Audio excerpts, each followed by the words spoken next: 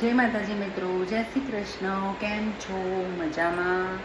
રસોઈ થઈ ગઈ છે આપણી. એક બાજુ શાક છે, એક બાજુ ખીચડી છે, રોટલી બનાવી દીધી છે. જો રોટલી બનાવી દીધી છે, દીવાબત્તી થઈ ગઈ છે. જય માતાજી, જય માતાજી, જય માતાજી, જય માતાજી, જય માતાજી, જય માતાજી મિત્રો. ચાલો, બહાર પણ દીવા કરી દીધા છે.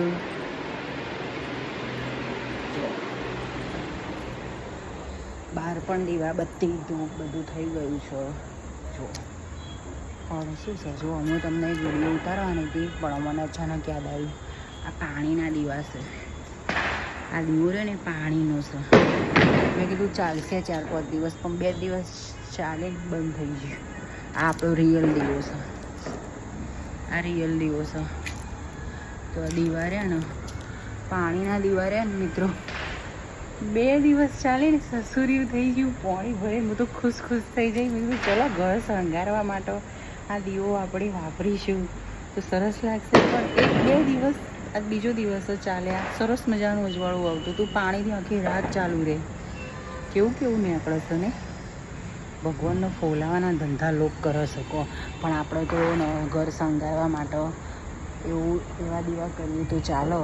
બાકી અસલ દીવો તો કરવો પડે, નકર કોઈ મતલબ નહીં. જો આ રહ્યો અસલ દીવો છે આપણો. અસલ દીવો કરવો પડે. જો આપણે ને ઘર પણ શણગાર્યું છે. જો આ મારું ઘર છે. સિરીચો મેં લગાવી છે, દેખાય છે મિત્રો? સિરીચો લગાવી છે. લાઇટિંગ વાળો ગોળો પણ લગાવ્યો છે.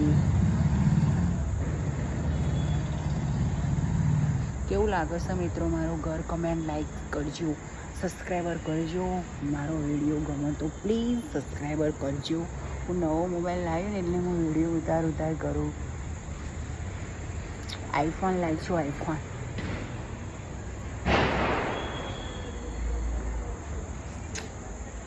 છે ને દિવાળી, આપણી દિવાળી. ઘર શણગારવાનું, નવું ખાવાનું, ફરવાનું, એટલે આપણી દિવાળી પૂરી. જો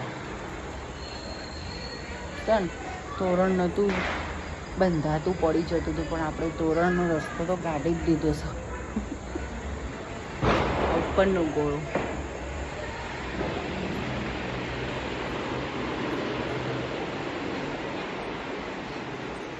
મિત્રો વિડીયો મારો ગમે ને તો પ્લીઝ લાઈક, સબસ્ક્રાઈબર કરજો.